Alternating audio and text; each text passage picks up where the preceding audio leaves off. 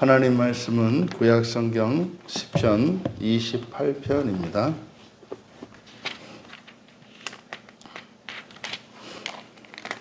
우리 같이 한 목소리로 함께 읽겠습니다. 여호와여, 내가 주께 부르짖으오니 나의 반석이여, 내게 귀를 막지 마소서. 주께서 내게 잠잠하시면 내가 무덤에 내려가는 자와 같을까 하나이다. 내가 주의 지성소를 향하여 나의 손을 들고 주께 부르짖을 때에 나의 간구하는 소리를 들으소서. 악인과 악을 행하는 자들과 함께 나를 끌어내지 마옵소서. 그들은 그 이웃에게 화평을 말하나 그들의 마음에는 악독이 있나이다. 그들이 하는 일과 그들의 행위가 악한 대로 갚으시며 그들의 손이 지은 대로 그들에게 갚아 그 마땅히 받을 것으로 그들에게 갚으소서. 그들은 여호와께서 행하신 일과 손으로 지으신 것을 생각하지 아니하므로 여호와께서 그들을 파괴하고 건설하지 아니하시리로다. 여호와를 찬송하며 내 간구하는 소리를 들으심이로다. 여호와는 나의 힘과 나의 방패이시니 내 마음이 그를 의지하여 도움을 얻었도다. 그러므로 내 마음이 크게 기뻐하며 내 노래로 그를 찬송하리로다. 여호와는 그들의 힘이시요 그의 기름 부음 받은 자의 구원의 요새시로다. 주의 백성을 구원하시며 주의 산업에 복을 주시고 또 그들의 목자가 되시어 영원토록 그들을 인도하소서. 아멘. 그는 예수 메시아라는 제목으로 말씀의 은혜를 나누고자 합니다. 헬라어로 하자면 그는 예수 그리스도 이렇게 되는 말이죠. 우리가 읽은 이 9절로 되어 있는 길지 않은 이 시의 내용은 실제로 내용의 전개는 그렇게 어렵지 않습니다. 아주 평이한 내용입니다. 고통 가운데에서 자신에게 악을 행하는 그들에게 하나님께서 공의의 심판을 내려주시도록 시인이 간절히 기도했고 여호와 하나님께서 그 기도를 들어주셨다는 내용입니다. 그러니까 내용만 보면은 아주 평이한 내용입니다. 그런데 이 시를 쓴 목적 그리고 이 시의 가치는 끝에 8절과 9절에 있습니다. 이제 그것은 이제 뒤에 가서 살펴보기로 하고, 먼저 이 시도 3년으로 구성되어 있습니다. 첫 번째 1절과 2절을 제1년으로 그래서 간절하고 절박한 기도 이렇게 소제목을 붙일 수 있겠습니다. 그리고 제2연에 해당하는 3절에서 5절은 악인의 위선을 고발하는 기도, 그리고 제3년으로 6절에서 9절까지 고난 중에 얻은 깨달음, 이렇게 3년으로 구분할 수 있겠습니다. 먼저 1년에 해당하는 1절과 2절에 있는 내용은 부르짖으오니, 1절에서도 부르짖으오니, 2절에서도 부르짖으오니, 1절에서는 귀를 막지 마소서, 2절에서는 들으소서. 그러니까 지금 또 만약에 듣지 않으시면 잠잠하여 내가 무덤에 내려가는 자와 같을까 하나이다. 1절의 끝에. 그러니까 지금 이 상황이 굉장히 위태로운 상황이고, 그리고 아주 간절하고 절박한 기도인 것을 나타냅니다. 그러니까 이 상황이 어떤 상황인지는 모르겠습니다만, 바로 이 시인이 처해 있는 상황이 매우 급박하고 이 기도가 목숨을 건 그런 기도라는 것을 알 수 있습니다. 그런데 여기서 독특한 것은 여호와 하나님을 반석이라고 부르는 거예요. 그래서 이 반석은 예수 그리스도의 예표입니다. 광야에서 반석으로 또 우리의 반석, 이것은 바로 구원의 든든한 기초가 되시는 분이 우리 예수 그리스도이심을 나타내는 표현입니다. 이어 제2연에서는 바로 1년에서 그렇게 시인이 간절하고 절박하게 기도할 수밖에 없었던 그 상황이 어떤 상황인지 짐작할 수 있게 합니다. 그래서 2년에 해당하는 3절에서 5절의 내용을 보면은 3절에 악인과 악을 행하는 자들과 함께 그러니까 시인과 악인과 악을 행하는 자들이 있습니다. 그런데 3절 하반절에 가면 그 이웃이 등장합니다. 그러니까 시인이 겪는 이 고난은, 이 위험하고 매우 긴박한 이 상황은 악을 행하는 자들과 이웃과 시인이라고 하는 이 삼각관계의 상황인 것을 알 수 있어요. 그러니까 단순히 직접적으로 쌍방간에 이렇게 고통을 주고 이런 것이 아니라 삼각관계에서 일어나는 일이라는 것을 알 수 있습니다. 또 4절에서도 그들이 하는 일, 그들의 행위, 그들의 손으로 지은 그 일, 그러니까 그들의 일입니다. 그들이 행한 일. 그리고 5절에 가면 여호와께서 행하신 일, 여호와께서 손으로 지으신 일. 그러니까 4절과 5절은 그 악한 자들이 저지른 그들이 행하는 일과 5절에 여호와께서 행하시는 일이 있어요. 그 중간에 시인이 있습니다. 그러니까 마찬가지로 지금 여기도 삼각관계로 나타내요. 그러니까 이 상황이 구체적으로 어떤 상황인지는 모르겠습니다만은 대략 이 상황이 어떤 상황입니까? 마치 그런 거예요. 시인은 하나님의 뜻을 따라, 하나님의 말씀을 따라 살고자 합니다. 그런데 악인들은 화평을 이야기해요. 그게 무슨 말입니까? 사람들이 그들을 따르는 거예요. 그런데 그들의 마음은 악독이 있나이다. 이렇게 얘기를 한단 말이에요. 그러니까 겉으로는 선해 보이고 아름다운 일을 하는 악한들이 있고, 하나님의 말씀을 따라 진리를 따라 살아가려고 하지만 그것 때문에 오히려 이 시인이 굉장한 고난을 겪고 있으며, 그것이 어느 정도냐면 죽을 것 같은 그런 상황이란 말이에요. 그러니까 사실은 이 시를 짓고 있는 이 다윗의 이 상태는 어떤 상황입니까? 분통이 터지는 상황인 거예요. 분통이 터지는 상황. 그러니까 상황 자체가 굉장히 이렇게 위험한 이런 상황이 아니라 분통이 터지는 상황입니다. 그러니까 마치 원수가 친구가 되고 친구가 원수로 여겨지는 상황. 누구에게? 이웃들에게. 그래서 그들이 행한 그 일들은 사람이 보기에는 선해 보이는 일입니다. 화평하게 말한다라고 했기 때문에. 그런데 하나님이 행하신 것과 같지 않다. 그러니까 하나님이 그들이 하는 것은 악한 거예요. 그러니까 여기서 지금 악하다라고 하는 것은 절대적으로, 인간적으로, 사회적으로 악한 것이 아닙니다. 예수님께서 이 세상의 끝에 이르면 또 선지서에서 이 선지자들을 통해서 예언이 이제 나오는 예언들을 보면 마지막 때에 이 거짓 목자들 그리고 거짓 교사들이 가르치는 내용은 사람들이 듣기에 좋은 말을 할 거라고 이야기를 합니다. 그러니까 하나님의 말씀은 이렇게 귀에 거슬려요.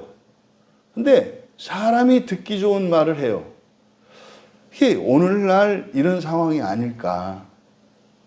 성경 말씀을 온전히 드러내고자 하면 그 대표적인 게 지금 이 설교에서 빠져 있는 것이 지옥에 대한 실상이거든요. 어저께 우리 청년이 이제 가면서 그 얘기를 해요. 너무 혼란스럽다는 거예요. 근데 이제 좀 알긴 알겠는데 처음에 너무 혼란스럽다는 거예요. 왜냐하면 첫째가 지옥 때문에 지옥.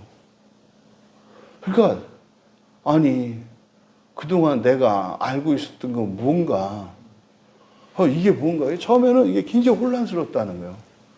근데 이제 이걸 알고 나니까 이제 뻥 뚫리기는 뚫렸는데 헉 하는 거죠.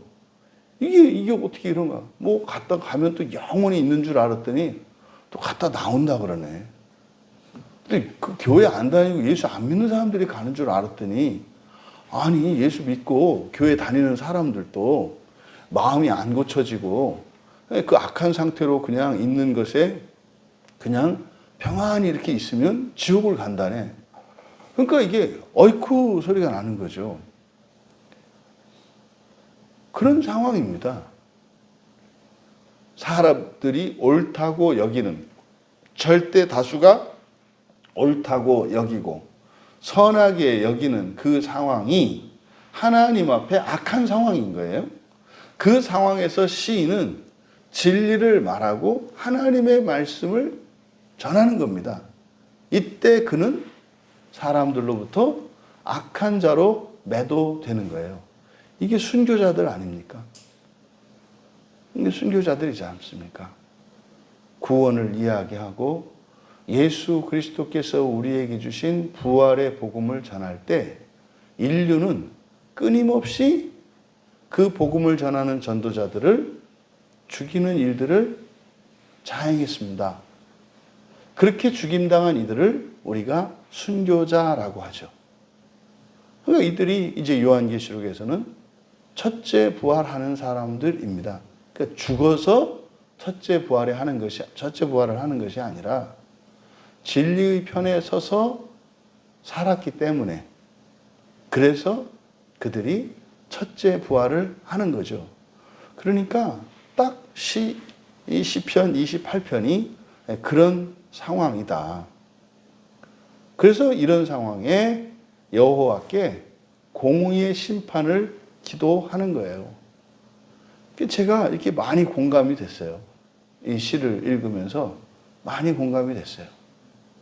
그런데 이제 3년에 가면 6절에서 9절에 여호와를 찬송하며 그리고 왜냐하면 이렇게 되어 있습니다. 그러니까 여호와를 찬양한다.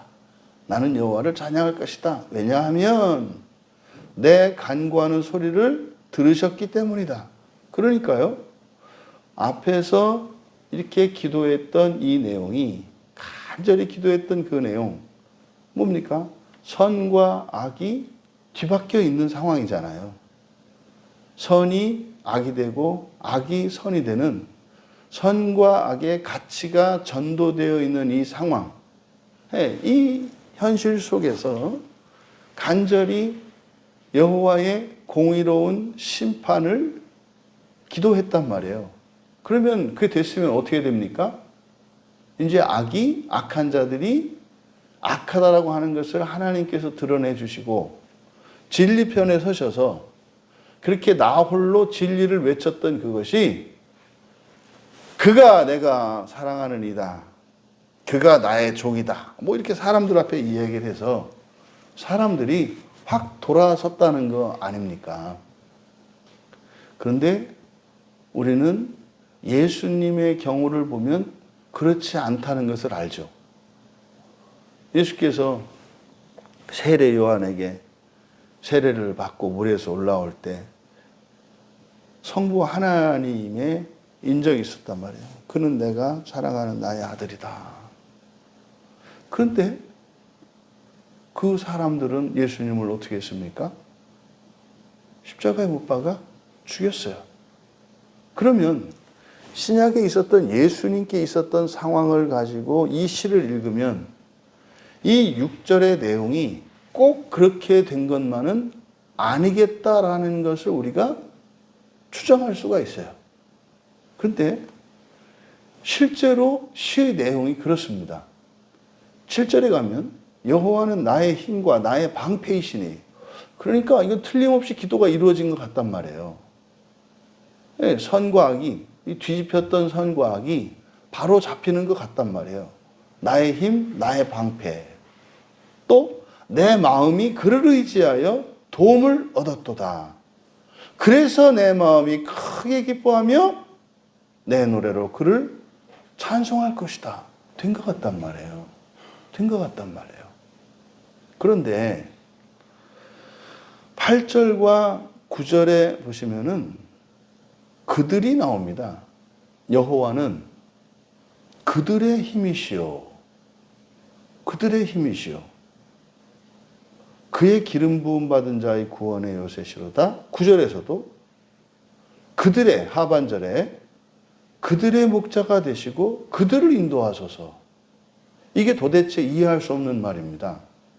그냥 문자적으로 보자면 이 시에서 그들이라고 할 수 있는 것은 악을 행하는 자들입니다. 악을 선으로 가장하고 있는 자들. 그래서 사람들로부터 선하다고 인정받는 자들. 그래서 다수와 주류를 이루고 있는 자들이에요. 이 본문에서. 그러면 이걸 그들로 이해하게 되면 여호와는 그들의 힘이시오? 이게 뭔 말입니까? 여호와는 그들의 힘이시오? 아니, 나의 힘이 되어달라고, 내 편이 되어달라고, 내가 주의 말씀을 따르기 때문에 나홀로 외롭게 되었다고, 너무 고독하여 죽게 되었다고 간절히 기도하는데 이 시인이 하나님께서 응답해 주셨대요. 그러더니 하는 말이 여호와는 그들의 힘이시오. 이해할 수 없는 거예요. 이해할 수 없는 거예요. 또 9절의 하반절에서도 그들의 목자가 되시고 그들을 영원토록 인도하시옵소서. 그러니까 이 시가 이 부분이 너무 난해해서 그러니까 이 그들에 대한 해석이 그러니까 이러면 안 되잖아요. 그래서 이 그들은 이 시에는 등장하지 않지만 다윗의 부하들, 신하들일 것이다. 뭐 이렇게 해석을 하기도 합니다. 또 여기에 보면 주의 백성이 나오지 않습니까? 9절에 주의 백성. 그러니까 이 그들은 주의 백성들, 이스라엘 민족을 이야기한다. 뭐 이렇게 해석을 하기도 합니다. 그런데 말입니다. 여기서 주의 백성은 단수형이에요. 그러니까 3인칭 복수로 받을 수가 없다고요. 그러면 이 시에서 그들이 가리키는 것은 이 시 안에서 찾아야 합니다. 그러면 그대로 이 그들은 악을 행하는 자들이에요. 여기서 답을 해석할 수 있는 그 답이 되는 것이 뭐냐면은 8절에 여호와는 그들의 힘과 요새시다. 8절을 직역하면 이렇게 돼요. 우리말 성경에는 요새가 맨 뒤로 갔지 않습니까? 그래서 힘 그리고 요새 이렇게 붙어 있거든요. 그러니까 여호와는 그들의 힘과 요새시다. 그 다음에 그의 기름 부음 받은 자의 구원의 여기를 밑줄을 치십시오. 그의 기름 부음 받은 자의 구원의 여기를 밑줄 치시고 여기를 그대로 직역하면 뜻풀이를 이렇게 해 놓았는데 그대로 직역하면 그는 예수 메시아 이렇게 돼 있어요. 그러니까 여호와는 그들의 힘과 요새시다. 그는 예수 메시아이시다. 여러분, 이 시가 놀라운 것은 예수 그리스도의 명칭이 정확하게 나와 있는 제가 아는 유일한 본문이에요. 제가 구약의 여호와는 예수님이십니다. 이렇게 말씀을 드리잖아요. 왜? 하나님의 이름이니까. 그 하나님의 거룩한 이름이 여호와란 말이에요. 구약에서는.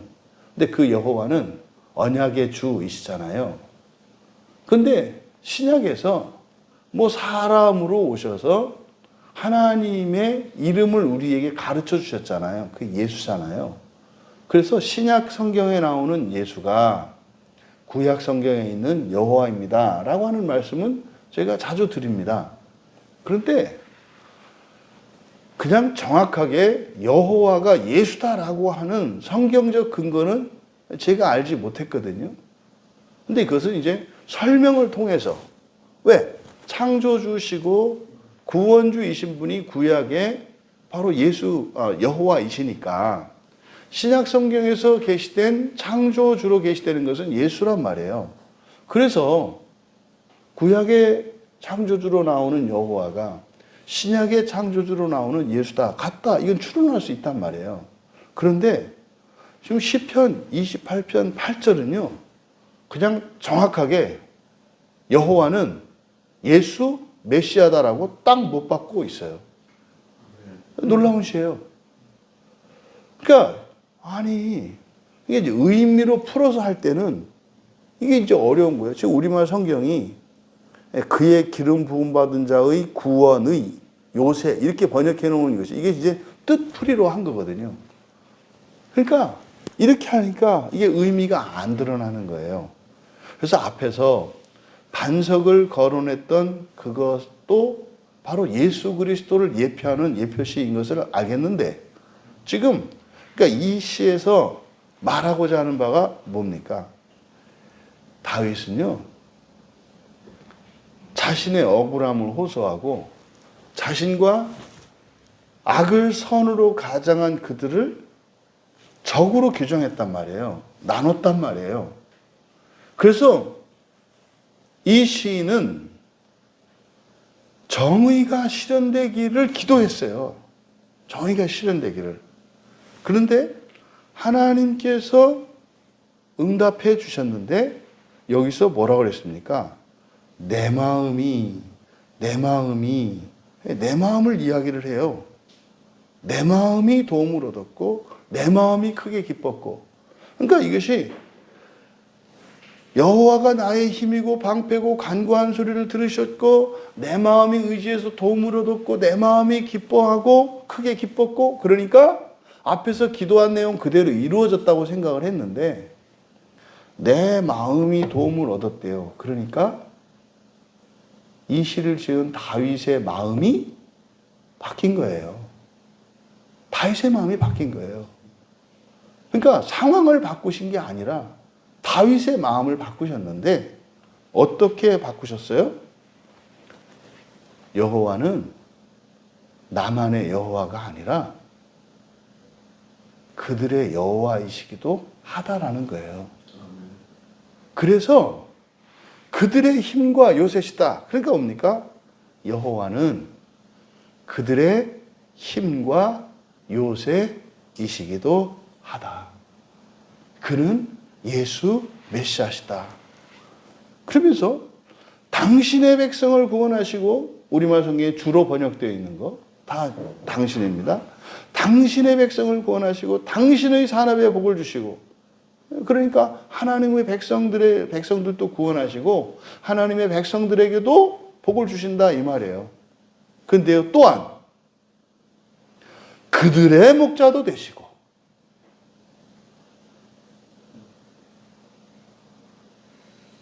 그러니까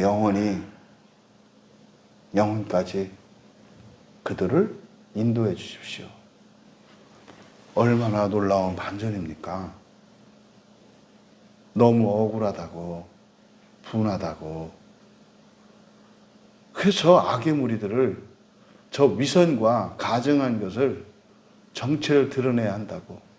겉으로 선으로 가정하고 웃지만 속으로 교인들의 등골을 빼먹는 저 악한 자들의 그 악독함을 드러내야 한다고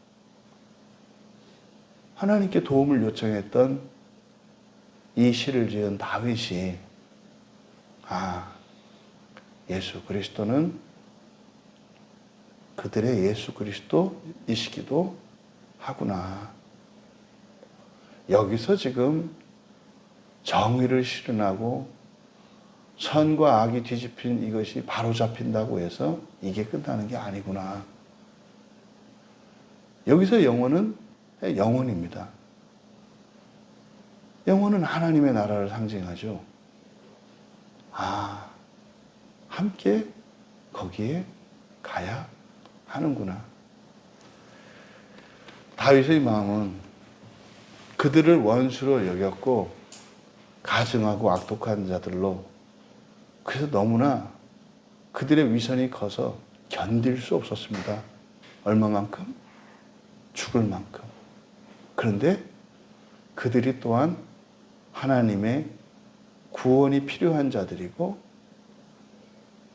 하나님은 그들을 또한 구원하고 계시다는 것을 깨달은 겁니다. 그래서 그들로 인하여 고통을 겪는 그것이 그들의 구원을 위하여 필요하다는 것을 깨달았고, 그것으로 인하여 대립할 것이 아니라 그러함에도 불구하고 이렇게 외롭고 고독하고 두려운 가운데에서도 진리의 길을 쫓아 가야겠구나.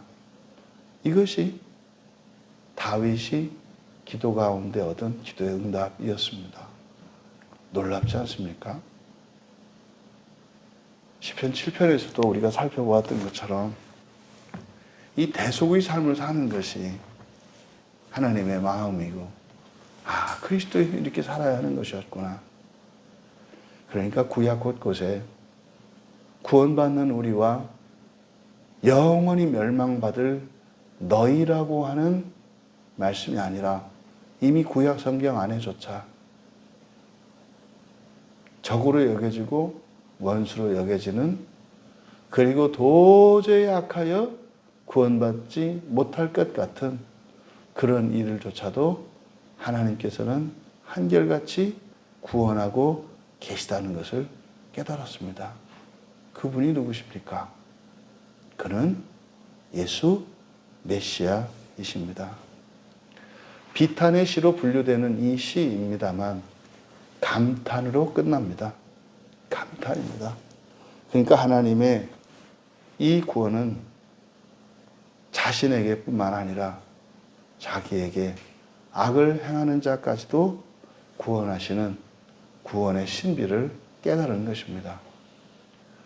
이 시를 통해서 깨달았던 그 놀라운 깨달음이 우리의 삶을 오히려 가볍게 하거나 유익하게 하지 않을 겁니다. 오히려 그것이 우리의 삶을 무겁게 하고 어쩌면 우리가 저항도 할 수 없게 만드는 구절일 수 있습니다.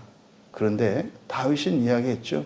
내 마음이 크게 기뻐했다. 그런 상황에서도 우리가 기뻐할 수 있다면, 그러니까 슬프고 외롭고 두렵고 수치스럽고 증오심이 극대화되는 상황에서도 기뻐할 수 있게 하시는 것이 하나님의 구원이시라는 것을 깨달을 수 있었습니다. 그리스도가 누구신지, 그렇다면 그리스도인 된 우리는 어떤 삶이어야 하는지, 이 말씀을 따라 끝까지 진리의 길에서 물러서지 않는 또 그런 여러분들을, 그런 고난 속에서도 그 고독 속에서도 기뻐하실 수 있는, 기뻐하게 할 수 있는 하나님의 은혜가 충만케 되어지기를 주님의 이름으로 축원합니다. 존귀하신 하나님, 다윗이 지은 이 시편에 나타난 예수 그리스도에 대한 이 깨달음, 너무나 놀랍고 놀랍습니다. 예수 그리스도 이후를 살아가는 저희들조차 주님이 가신 그 길을 따라 살아가는 그것이 나만을 위한 것이 아니요, 또한 우리만을 위한 것이 아니요, 모두를 위한 것임을 깨닫지 못하고 여전히 둘로 나누어 대립하고 갈등하며 살아가고 있음에도 이미 이 시를 지었던 다윗에게 놀라운 예수 그리스도의 구원의 신비를 가르쳐 주신 하나님을 찬양합니다. 또한 우리가 이 시를 읽고 예수 그리스도의 기뻐하시는 뜻이 무엇인지 또한 깨닫게 되었사오니 저희들의 인생을 우리 주 예수 그리스도께서 기뻐하시는 삶을 살아갈 수 있도록 은혜를 내려 주시옵소서. 또한 어떠한 환경 속에서도 기쁨과 찬양이 마르지 않을 수 있도록 은혜를 더하여 주시옵소서. 감사하며 예수님의 이름으로 기도하옵나이다.